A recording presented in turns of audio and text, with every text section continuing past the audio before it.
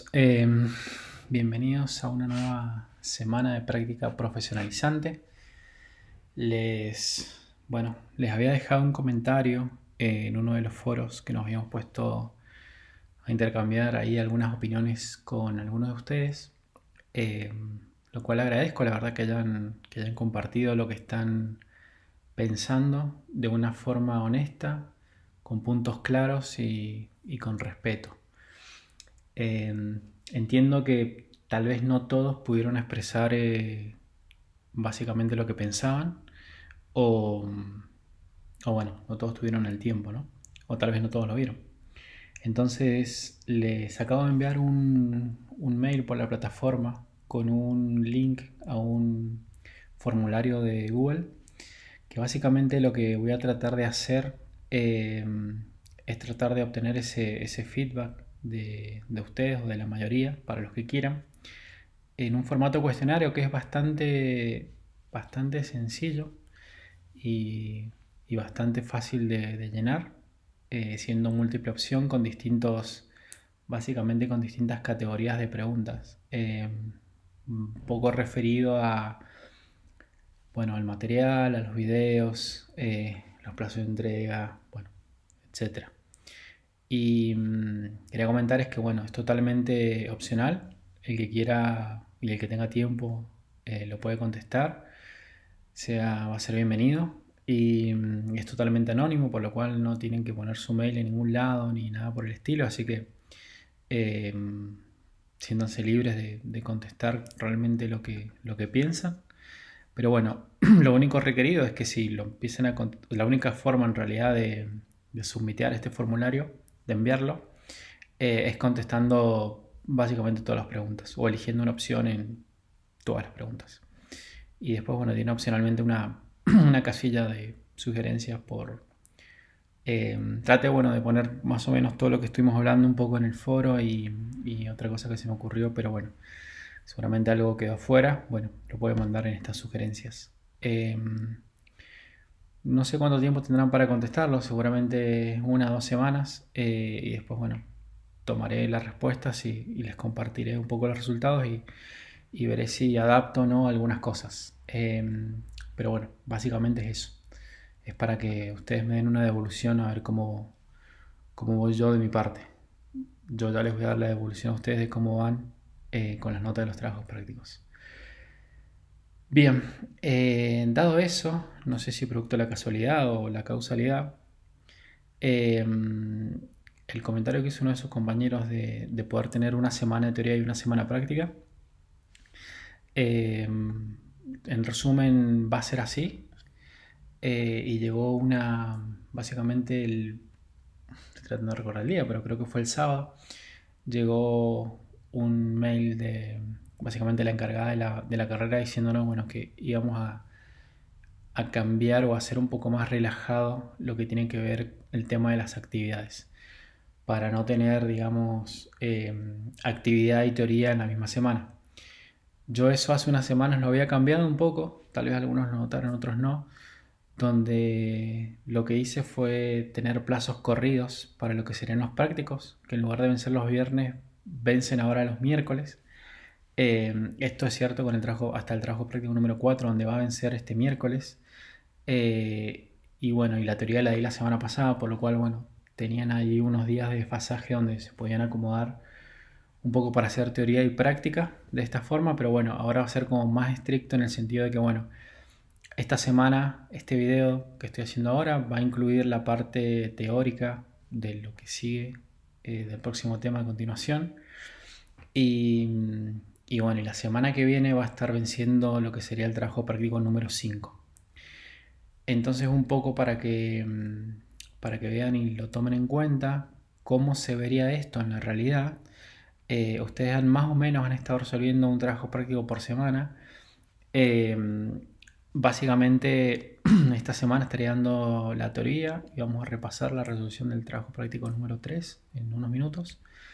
Eh, Voy a dar la teoría de lo que sería el trabajo práctico número 5, pero la semana que viene recién van a tener el trabajo práctico número 5. Lo que sí voy a estar subiendo, bueno, un repaso y resolución de lo que sería el trabajo práctico número 4 y así. En cada semana que suba básicamente el material teórico o la clase, la presentación, voy a estar tratando de resolver el trabajo práctico anterior, eh, un poco para una sugerencia de paso a paso de un proceso mental que pueden llegar a seguir como sugerencia de cómo resolverlo. Bueno, el tema ya tiene suerte. Hay clases, hay mesas, no hay clases. Y bueno, y después seguimos de la misma forma, ¿no? Y para que vayan ya anotando, estas serían como, faltan todavía ver, como pueden ver, 3 partes más de lo que sería la unidad número 2 de práctica. Y ya entraría la evaluación de lo que sería el parcial 1 y 2, ¿no? De la unidad 1 y 2. Y después, bueno, el receso invernal. Y veremos después de la vacación de invierno qué pasa. Yo creería que hasta septiembre, octubre no creo que cambien las cosas mucho con respecto a la metodología. Entonces, dicho esto, ustedes tenían para, bueno, la semana pasada resolver el trabajo práctico número 3. Voy a borrar esto de alumno que no necesitamos. Tenían 2 problemas relativamente, bueno, lo que habíamos visto eran operadores matemáticos, por lo cual la parte fuerte estaba centrada en lo que serían las operaciones matemáticas. Entonces les cuento un proceso mental que yo uso o que a mí me gusta seguir, que básicamente es ir atacando el problema desde lo general a lo particular. Y creo que en realidad no es algo que no me he inventado, digamos, sino que es bastante común hacerlo de esa forma.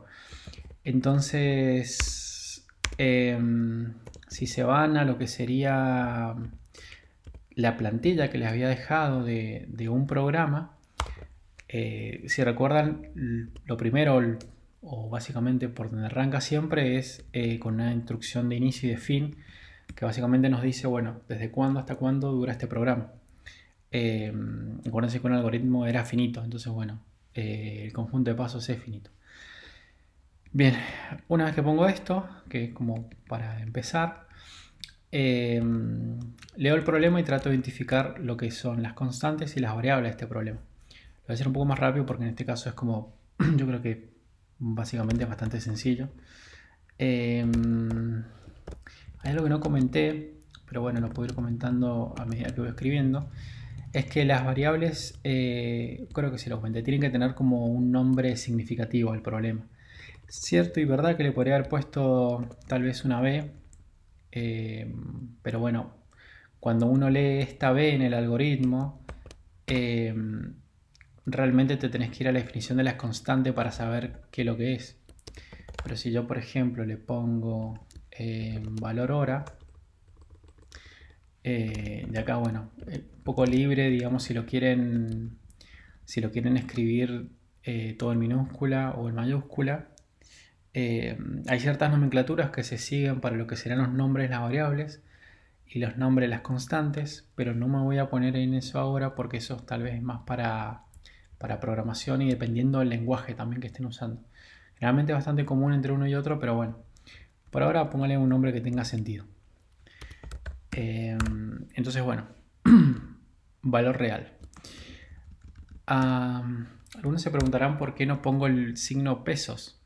Básicamente porque si ustedes recuerdan los tipos de datos que hemos usado o los tipos de datos que yo les he presentado a ustedes, teníamos los tipos de datos básicamente simples y estructurados o complejos, en los que teníamos carácter lógico, real y entero. Y si vamos a la parte numérica, porque este es un problema, los 2 problemas son matemáticos, tenemos que usar real y entero. Por lo cual, si yo pongo acá un símbolo de moneda, eso no lo hemos visto. Si yo veo acá, si hay un símbolo de moneda, no va a existir, porque nunca lo he dado. Entonces no existe un tipo de dato que nosotros hayamos visto, como por ejemplo moneda, o currency que se le llama. Entonces, bueno, obviamente, sin símbolo de pesos. Bien, entonces, calcular el sueldo de un empleado a partir de las horas de trabajo, sabiendo que la hora es 2.50. Ya tenemos la constante. Claramente, sí o sí, vamos a necesitar una variable para este caso. Entonces, y casi siempre, en el 99% de los casos, vamos a necesitar una variable. Entonces la voy a llamar horas.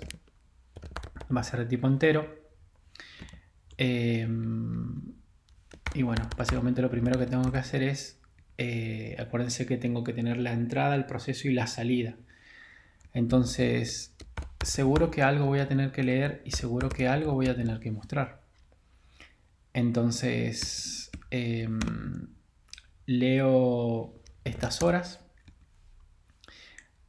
Voy a hacer un proceso acá que básicamente, para poder calcular el sueldo de una persona, obviamente, si nos vamos a un sistema de liquidación o sí, a un sistema de liquidación de sueldos, claramente el cálculo es bastante más complejo porque se toma en cuenta la antigüedad, si paga ganancias, las retenciones que se le hacen al empleado, horas extras, no sé, tardanzas, suspensiones, vacaciones. Es realmente bastante complejo cómo se calcula el sueldo de una persona. Por eso casi siempre hay un estudio contable de atrás. Pero bueno, nuestro caso sencillo va a ser lo más simple posible, que son horas por el valor de esa hora. Entonces, el sueldo de una persona básicamente son esas horas por el valor de esa hora. Ahora bien, acá tenemos dos opciones. Una, o tenemos otra variable que sea, por ejemplo, sueldo real, donde lo que yo hago es sueldo igual a horas por el valor de la hora y muestro sueldo. Esa es una opción. O la otra opción que podemos tener es básicamente mostrar lo que sería el cálculo del sueldo, que son esas horas por ese valor de hora. ¿Cuál es la diferencia? Bueno, en esta materia la diferencia, la verdad, es solamente ahorrarnos una línea y ahorrarnos una declaración de variable. No hay mayores implicancias que esa. Pueden haberlo hecho de las dos maneras. Pero bueno, en definitiva, estas son las dos maneras que para este problema tenemos como una resolución válida. No se me ocurre otra forma, la verdad, de poder resolver este problema de otra forma. Tal vez la hay, pero bueno, es lo que tenemos. Bastante sencillo. Vamos al que tal vez puede ser un poco más complejo. Bien, constantes. Partimos de que tenemos tres calificaciones parciales, por lo cual siempre la cuenta se va a hacer sobre 3. Entonces, bueno, podemos tener una constante entera que sea 3. Entonces, elaborar un algoritmo para calcular el promedio final de la materia. Bueno, vamos a llamar promedio. Vamos a hacer que promedio sea una variable. Dicha calificación se compone de los siguientes porcentajes. Entonces tenemos 55% del promedio final de 3 calificaciones parciales, 30% de la calificación de un examen integrador y 15% de la calificación de un trabajo final. Entonces, si se pone a pensar, básicamente la entrada, tengo que tener por lo menos, o bueno, la entrada son estas 5 notas que necesito. Porque fíjense, tengo 3 calificaciones parciales, más un examen integrador, más un trabajo final. Entonces ahí tengo básicamente las 5 variables que necesito para la entrada de mi problema. Entonces, voy a leer para ahorrar un poco más de tiempo. P1, P2, P3. Entonces, bueno, P1 es real, P2 es real y P3 es real. Fíjense que no me dice en realidad el problema, el tipo de nota que voy a recibir. Entonces, bueno, acá yo tengo básicamente un poco de libertad de decidir, porque por ejemplo, ustedes pueden recibir o obtener una nota de lo que sería del 1 al 10 o del 0 al 10. O puede ser básicamente una nota, y bueno, esa sería un 4, sería una nota válida. Pero también hay que ver si consideramos los decimales o no. Entonces, bueno, cuando no se especifique por ahí, o cuando no especifique en el problema, por ahí mejor hacer una solución abarcativa, que es el número real, que básicamente los reales abarcan a los enteros, y no quedarme con una solución entero. Si han puesto entero, no hay problema, va a estar bien igual. Pero es solamente una sugerencia de, bueno, de siempre tratar de poner algo abarcativo como para lo que sería no quedarme corto en la solución y que pueda servir para aquellas notas que son decimales. Si yo pongo entero, mi algoritmo no va a servir para notas que sean reales. Entonces, bien, tengo la nota de los tres parciales. Necesito básicamente la nota del integrador y la nota del trabajo final.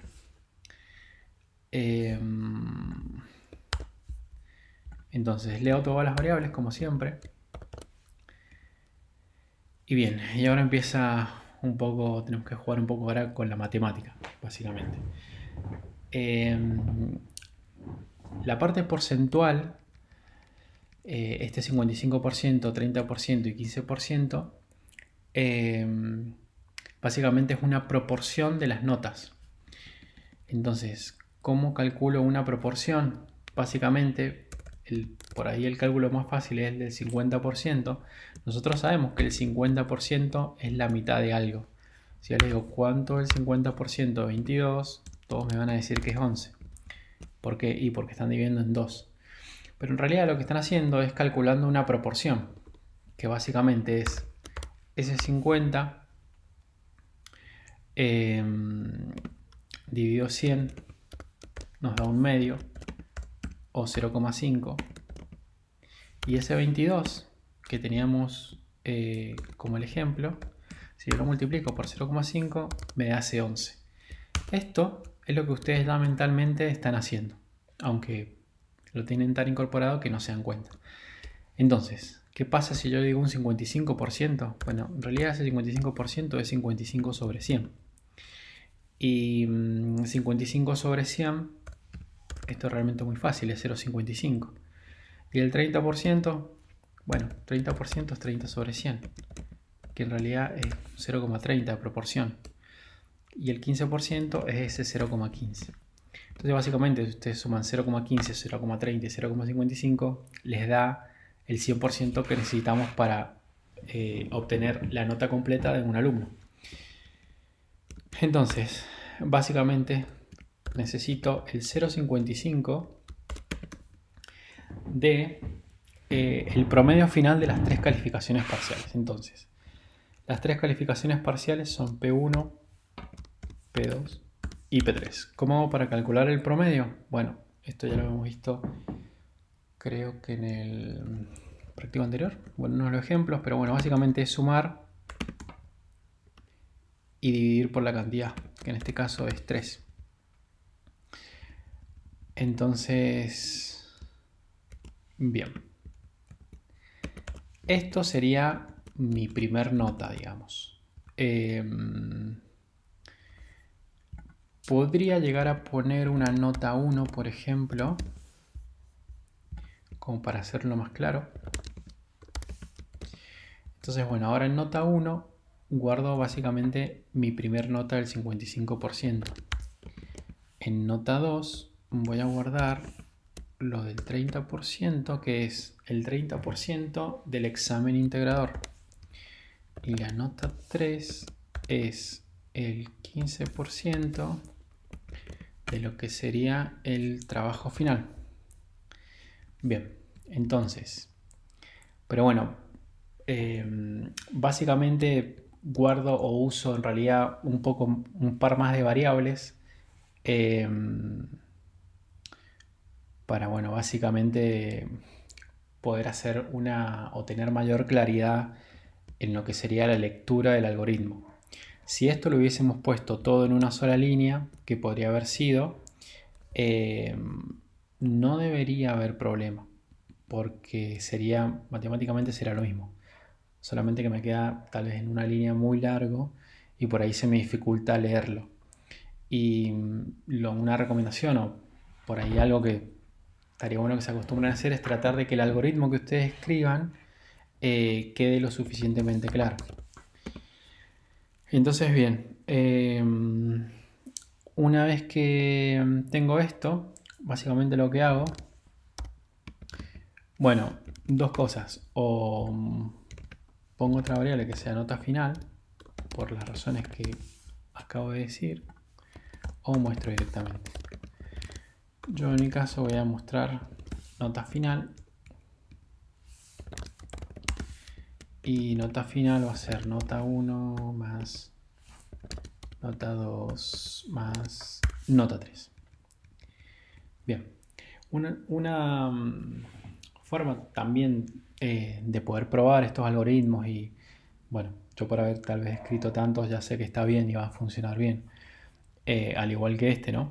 Pero bueno, una de las formas también de poder revisar y pensarlos y por ahí ver si están bien o no, es básicamente poniendo ejemplos. Si ustedes dicen, bueno, este es por ahí muy sencillo porque tiene una sola operación matemática, pero en el caso de este algoritmo de las notas, ustedes pueden agarrar y decir, bueno, ¿qué pasa si por ejemplo, si me saqué todo 10? Si me saqué en las calificaciones parciales, me saqué todo 10 y el examen integrador 10 y el trabajo final 10. Todas estas cuentas y la nota final debería ser 10, seguro. Entonces, bueno, una forma es poder agarrar la calculadora, básicamente, reemplazar esto, poner 10 y sacar las cuentas y ver realmente si la nota final da 10. Porque bueno, obviamente, si sacaron todo 10, no hay forma de que la nota sea distinta a 10. Y al revés también, si sacaron todo 1, bueno, debería dar un 1. Ahora, si sacaron todo 5, creo que en este caso también. Pero bueno, pueden ir jugando. ¿Qué pasa si me saqué un 10 acá? O sea, un 10, un 8, un 5, un examen integrador otra cosa, trabajo final otra cosa. Bueno, aprobé o no aprobé. Que básicamente es lo que ustedes por ahí ya están acostumbrados a hacer para calcular si regularizan una materia o no. O bueno, secundaria también. Entonces bien, eso sería un poco la terminación o cómo poder seguir un proceso mental. Fíjense que con la explicación y todo me demoré más o menos unos 15 minutos, capaz que un poco menos. Así que bueno, trabajo práctico se resuelve en 15 minutos. Claramente hay ciertos conceptos que tienen que seguir, que tienen que incorporar y bueno, y estar como un poco más despierto en lo que sería la parte matemática. Este trabajo práctico resuelto seguramente lo voy a subir para que lo tengan como de guía, pero bueno, si no, lo tienen básicamente en el video. Bien, para avanzar ahora a lo que sería la teoría de la parte 3. En esta parte 3 vamos a ver dos cosas. Lo que sería una forma de otro control, no un control de flujo, pero bueno, una instrucción que nos va a permitir poder repetir ciertas operaciones o instrucciones y vamos a ver un poco más en detalle el tipo de dato estructurado de cadena. Cuando se termine de subir el video, lo primero que van a tener acá es el video. Seguimos repasando y viendo la plantilla de la estructura de un programa, porque lo vamos a ver hasta el final de la unidad 2. Así que bueno, seguirlo viendo. Y vamos a ver dos tipos de iteraciones que, que son, digamos, obviamente no son iguales, por eso tenemos dos, pero de alguna manera podemos resolver un problema el cual nosotros tengamos que repetir y lo podemos hacer con la instrucción para, que sería esta primera, digamos, o con la instrucción mientras. ¿Y qué tipo de problemas? Bueno, por ejemplo, si yo les digo, bueno, cuenten en voz alta del 1 al 10. Te van a empezar 1, 2, 3, 4, 5. Bueno, lo que están haciendo ahí, aunque obviamente ya lo hacen con un proceso mental ya incorporado desde que tenían 4 o 5 años o menos, básicamente es tomar el número 1 y ustedes ya saben o intrínsecamente saben que ese, bueno, cuenten del 1 al 10, tienen que ir contando de 1 a 1. Entonces, bueno, el paso que están usando para contar o el acumulador que están usando para contar es ese 1 y se lo están sumando al valor anterior. Y comienzan por 1. Entonces saben que 1 más 1 es 2, 2 más 1 es 3, 3 más 1 es 4 y así sucesivamente. Bueno, la instrucción para es lo más parecido a los que le acabo de mencionar en una forma de algorítmica y estructurada con estas instrucciones. ¿Por qué? Porque básicamente ustedes tienen un comienzo, que saben que es el 1, tienen un fin que saben que es el 10 y saben cuánto ir incrementando en cada paso. Y fíjense que ninguno considera decimales cuando cuenta. Entonces, bueno, esto es lo mismo. Y la instrucción mientras, bueno, los que les comentaba un poco para un poco mostrarles lo que sería un diagrama de flujo propuesto. En cada una de las instrucciones para, que ustedes, bueno, mentalmente obviamente ya no lo hacen, pero no se andan preguntando si el 2 es mayor a 10, si el 3 es mayor al 10, si el 4 es mayor a 10. Cuando preguntan el 10 es mayor a 10, no, pero cuando van a contar el 11, cuando me van a decir el 11, ahí se dan cuenta que no, que el 11 es mayor a 10, entonces paran en el 10. Saben que al 11 no pueden llegar. Bueno, ese 11 que saben que no pueden llegar, básicamente es en su cabeza, saben que todos los números que me están diciendo son menores o iguales a 10.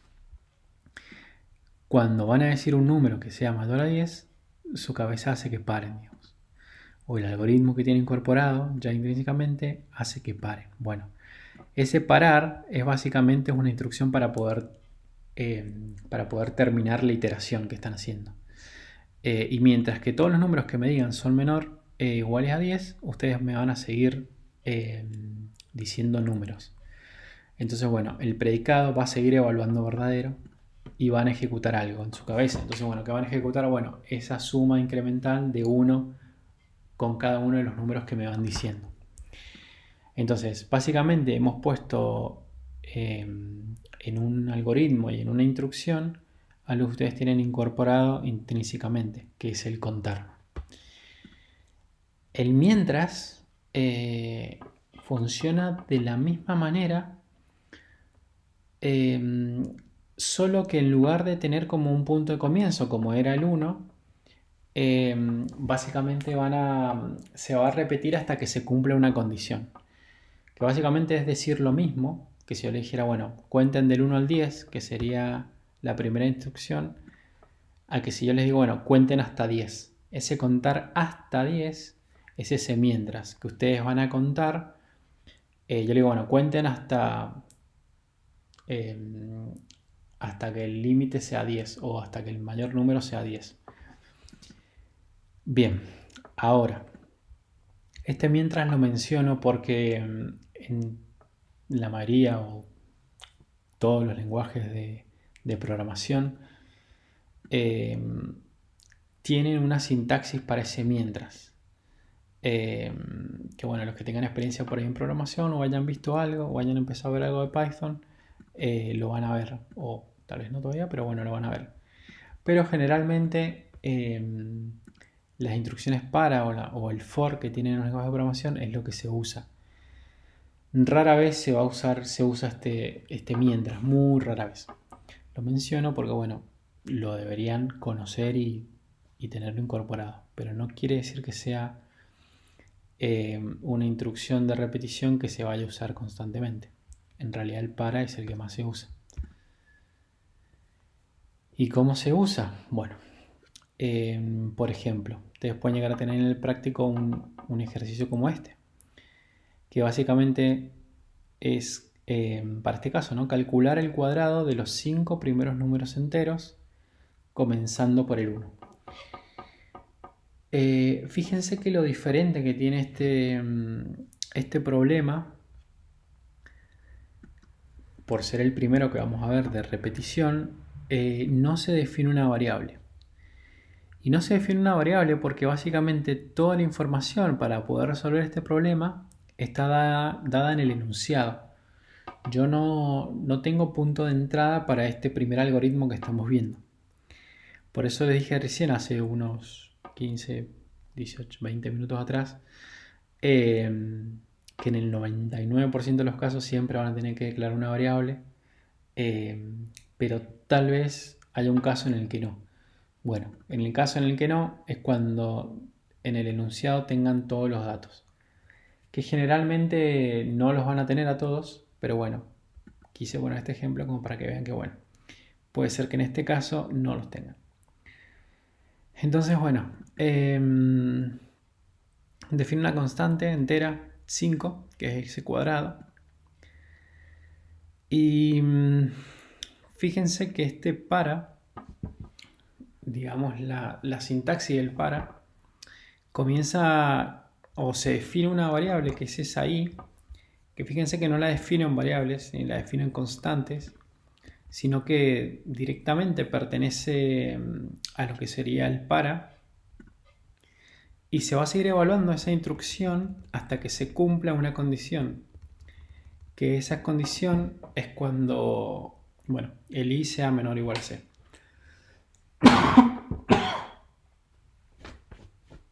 Bien, entonces, ¿qué voy a mostrar o qué me pide mostrar?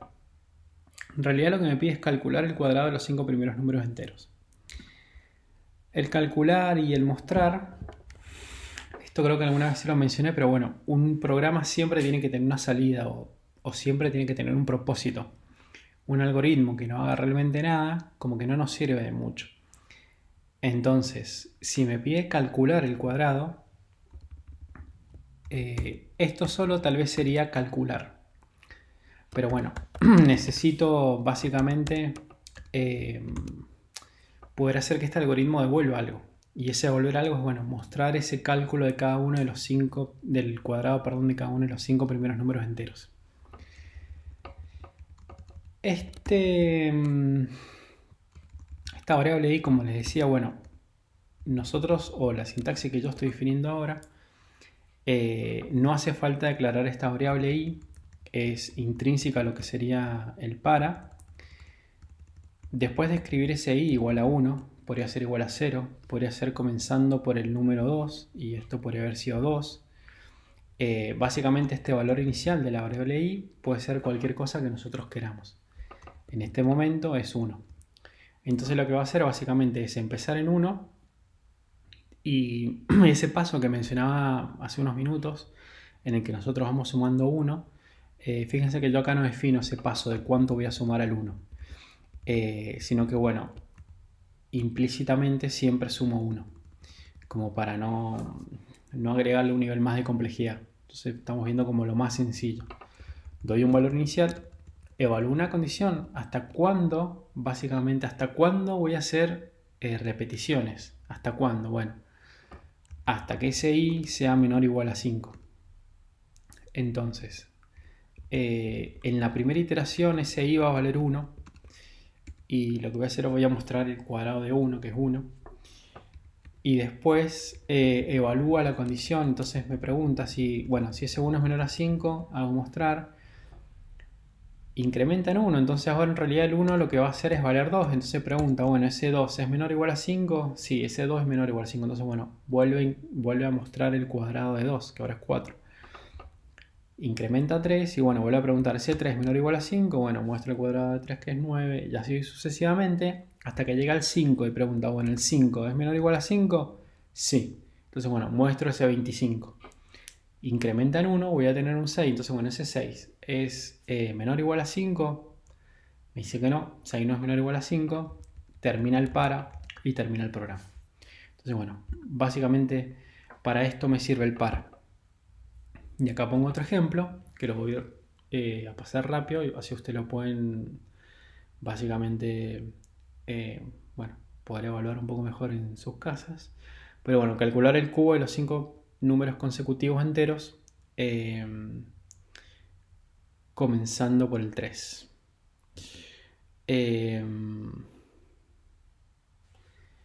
Entonces, acá hay un error en el enunciado, espera. Calcular el cubo de los 5 números consecutivos enteros comenzando por el 3. Ok, perdón, tengo un ejemplo del mientras.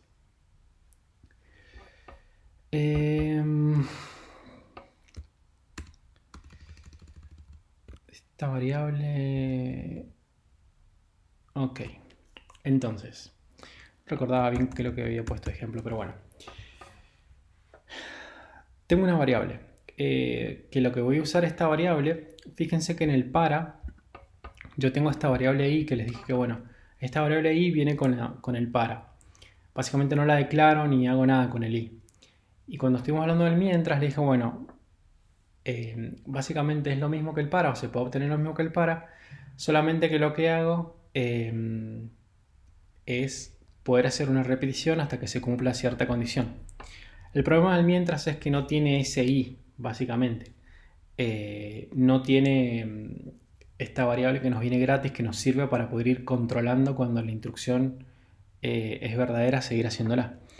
Entonces, bueno, lo que tengo que hacer es básicamente usar una variable auxiliar, que en este caso la llamé n. La podría haber llamado i para poder hacer todo esto más fácil. Que lo voy a hacer ahora en realidad, para hacer todo esto más fácil. Entonces, bien. Fíjense que esta variable i que habíamos mencionado, que es esta variable i que tengo acá, nomás que en el mientras la tengo que declarar, arranca con un valor inicial, que en el para iniciaba siempre en 1, bueno, el valor que yo quiero, pero bueno, acá me está pidiendo que comience por el 3, no me conviene que comience por el 1. Entonces, bueno, este comenzar por el 3, básicamente si ya lo tengo declarado como una constante, le asigno la constante y listo. Bien, y entonces, bueno, en cada una de las vueltas, básicamente lo que voy a hacer es ir evaluando esta condición. Y fíjense que son los primeros, o esos 5 primeros números consecutivos. Entonces, acá lo que va a hacer es ir sumando básicamente de a 1, comenzando por el 3. Y lo que va a evaluar básicamente es, si ustedes se fijan, los primeros 5 números consecutivos a partir del 3, tiene que llegar la cuenta hasta el 8, inclusive.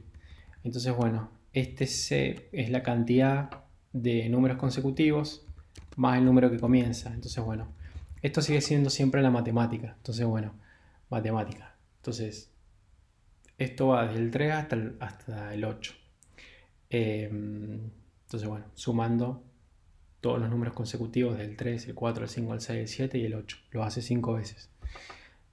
Muestra y después termina. Porque cuando vaya a hacer el noveno se pasa. No lo vamos a ver tan en detalle mientras, por el hecho de que, poco les mencionaba que es mucho más común usar el para. 90%, 99% de las veces usa siempre el para. No sé, el sistema que estoy desarrollando hace más de un año no he usado nunca un mientras, por las razones que digo. La verdad que siempre se puede hacer mejor con un para, queda más claro. Entonces, bueno, se los muestro para que lo tengan presente en la teoría, pero y bueno, sabiendo que todos los ejercicios se pueden resolver con un para o con un mientras. Pero bueno, mi recomendación, háganlo con un para, que es en el que más hincapié vamos a hacer. Bien, los últimos 10 minutos, lo que vamos a ver básicamente es un poco más o un poquito más de lo que sería este tipo de datos estructurados que vimos, que es cadena, que nos va a permitir un poco para ir pensando o haciéndonos un poco la introducción a lo que sería los otros dos tipos de datos estructurados o complejos que vamos a ver, que es arreglo y matrices. Entonces, bueno, antes de llegar a arreglos y matrices, que para algunos tal vez que se hayan adelantado ya lo hayan visto básicamente en este resumen de sintaxis, esta cadena que ya vimos o que ya empezamos a ver hace unas semanas atrás es una representación de un conjunto de caracteres. Fíjense que esa representación de conjunto de caracteres la ponemos entre comillas, dobles. Y es ese conjunto de caracteres, ¿no? Letras, números, símbolos. Fíjense que este espacio que se ve acá, que uno dice que por ahí tal vez puede haber pasado un poco desapercibido, en realidad es un carácter válido, que es un espacio. Entonces, bueno, el espacio, por más allá de que sea, de que no se vea, digamos, si yo hago este símbolo,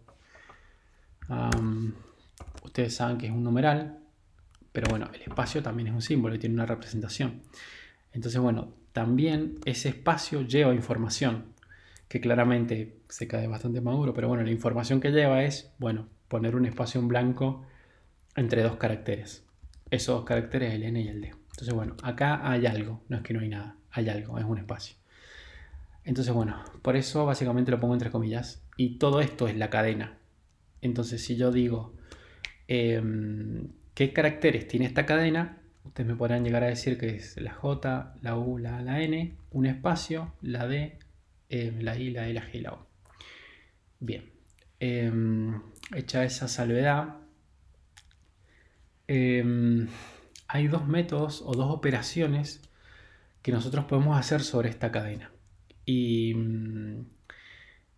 vamos a ver solamente estas dos con la cadena, que son las únicas dos que nos interesan. Obviamente en un lenguaje de programación hay muchísimas más operaciones que se pueden hacer con una cadena, pero vamos a empezar con las dos más sencillas, por así decirlo, o las dos más naturales de ver. La primera es la longitud de la cadena.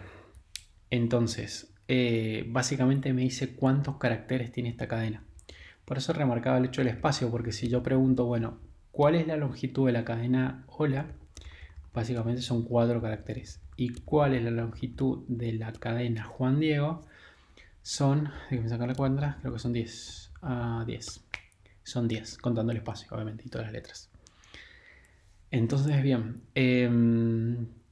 ¿para qué me sirve saber a veces la longitud de la cadena? Para poder tomar decisiones, bueno, generalmente de visualización. Y después por cuestiones de espacio también. Bueno, pasa que el año que viene va a tener una materia que es base de datos, donde van a ver un poco más de lo que sería, bueno, los tipos de datos que tiene un motor de base de datos, como puede ser MySQL, uno de los más conocidos, o MariaDB, digamos, de acuerdo a cómo lo conozcan ustedes, y de hasta qué cantidad de información no podemos guardar, qué cantidad de caracteres. Y eso en base a datos es bastante importante porque obviamente si vamos a almacenar un dato, ahí empieza a entrar en juego la capacidad de almacenamiento que tengo. Entonces no es lo mismo permitir almacenar cadenas de longitud de, no sé, 100.000 caracteres, si en realidad capaz que lo que quiero guardar es un nombre. Ningún nombre en la historia de la humanidad, creo yo, ojalá que no me equivoque, tiene una longitud mayor a 100.000 caracteres. Tal vez como mucho, no sé, 100, 200, no sé. Entonces, bueno, es importante poder entender y poder calcular esa longitud de cadena, digamos. Entonces, bien, fíjense que la sintaxis que se usa es básicamente la cadena, uso un punto, escribo la palabra longitud, seguida de paréntesis que abre y paréntesis que cierra. Fíjense que esta es la sintaxis. De forma más general, esta es la sintaxis básicamente. Si en lugar de tener una palabra, digamos, fija, por así decirlo, constante, tengo el nombre de una variable, va a ser, bueno, el nombre de esa variable que adentro tiene una cadena, punto longitud, paréntesis, paréntesis. Y eso me va a dar la longitud de la cadena.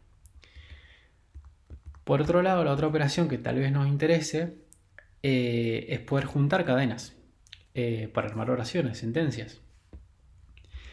Entonces, bueno, básicamente es esta operación de concatenar que se llama, por eso se llama concat, básicamente es lo que ustedes vieron en teoría de conjuntos como una operación de unión de conjuntos. Una operación de unión de conjuntos lo que pasa es que todos los elementos de un conjunto se juntan con todos los elementos del otro conjunto para hacer un superconjunto, por así llamarlo, digamos. Pero bueno, un conjunto que contiene los elementos de dos conjuntos iniciales. Bueno, la idea es básicamente lo mismo. Es lo que sería una suma o una unión de conjuntos a donde yo tengo una cadena, punto concats, y fíjense que ahora pongo paréntesis, pero lo que le pongo entre los paréntesis básicamente es otra cadena. Y acá tienen que tener en cuenta muy bien la sintaxis y empezar a incorporar esta sintaxis de este punto, palabra, paréntesis y demás, y tenerlo bien en cuenta. No es lo mismo poner punto longitud sin long paréntesis, o punto long, o no sé, guión bajo, o no sé, B1 paréntesis punto longitud, o sea, eso no es sintaxis válida de lo que estamos viendo en la materia. Entonces, bueno, la sintaxis válida de esta materia es exactamente lo que estamos viendo. Entonces, bueno, tienen que escribir exactamente lo que estamos viendo. Porque no solamente evalúo la parte algorítmica, sino la parte sintáctica.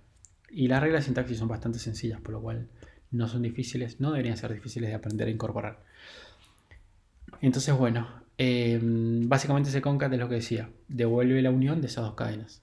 Y devuelve la unión de la cadena hola más la cadena Juan Diego. Entonces tengo hola Juan Diego. Bien, ¿cómo uso esto? En el trabajo práctico tienen bueno, lo van a ver la semana que viene, ¿no? Pero bueno, en el trabajo práctico tienen un ejercicio realmente muy sencillo, por lo cual lo único que dejé acá fue un algoritmo súper sencillo que básicamente es mostrar la longitud de una cadena dada. Entonces, bueno, leo esa cadena, obviamente ya declarada como variable, y muestro solamente la longitud de esa cadena. Pero, dato a tener en cuenta, esta longitud de cadena, si se ponen a pensar, fíjense que acá devuelve 4. Entonces, bueno, lo que devuelve básicamente es un número, es un entero, que puede ir desde el 0 hasta, bueno, hasta la longitud de nuestra cadena, infinito. Entonces, bien, nosotros ya habíamos visto que...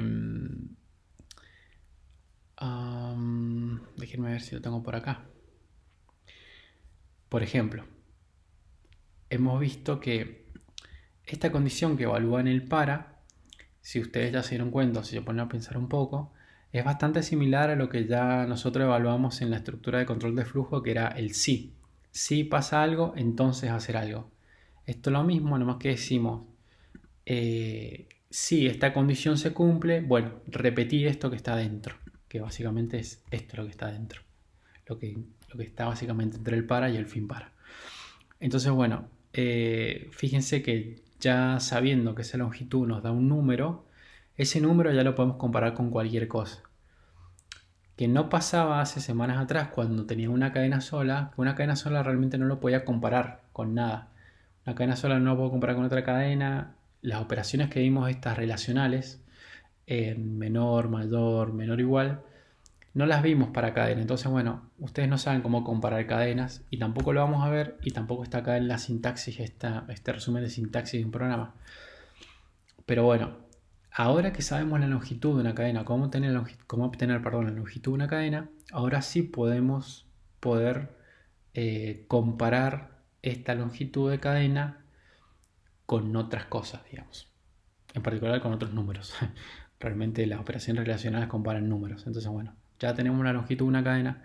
Ahora podemos ver de cómo comparamos esa longitud de cadena con otras cosas, con otros números, ¿no? Entonces, bueno, dicho esto, el trabajo práctico número 5 inicia, déjame pensar, porque en realidad tendría que iniciar el 10, más o menos. Entonces, bueno, van a tener, sí, toda la semana que viene para poder resolver o digamos la semana que viene para resolver este trabajo práctico. No estoy muy seguro si lo voy a habilitar ahora o... sí, no estoy tan seguro. Bueno, lo pienso y ya lo verán. Tal vez lo inicio ahora, cosa que los que quieran ir adelantando trabajo para la semana que viene lo puedan hacer tranquilamente, sin problemas. Pero bueno, eso sería todo por esta semana. Recuérdense que el video lo van a tener en YouTube. Recuerden que se pueden suscribir al canal, activar las notificaciones. Y que todo este contenido también yo lo mando por un mensaje en el aula virtual, en el cual van a poder acceder por Google Drive.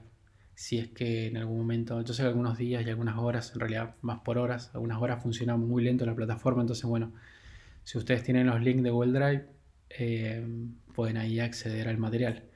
Pero recuerden que sí o sí tienen que entrar al aula virtual para poder hacer el seguimiento de lo que sería la asistencia a ustedes. Entonces bueno, eso sería todo por hoy.